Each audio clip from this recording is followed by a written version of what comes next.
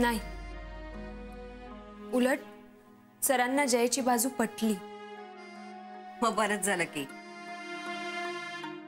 पण काय ग, मग अविनाशला तुझ्याबद्दल सगळं कळलं असेल ना? हो, पण सरांनी मला काहीच जाणवू दिलं नाही. उलट मीच त्यांच्याशी त्या विषयावर बोलायला गेले तेव्हा ते मला म्हणाले की मला खात्री आहे तुम्ही कधीच चुकीचं वागू शकत नाही. काकू, खूप गिल्टी वाटतंय हो.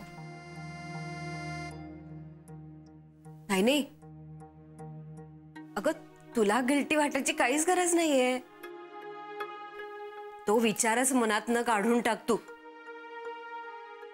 हे बघ, एक तर तुम्ही खरं बोलण्याची संधी शोधताय आणि म्हणजे खोटं बोलायचं म्हणून बोलत नाही आहात तुम्ही,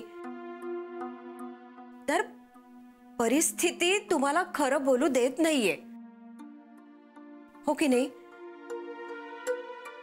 पण येईल अगं, येईल लवकरच तशी संधी येईल. पण तोपर्यंत हे असं टेन्शन घ्यायचं नाही, कळलं? आता हाच बघू.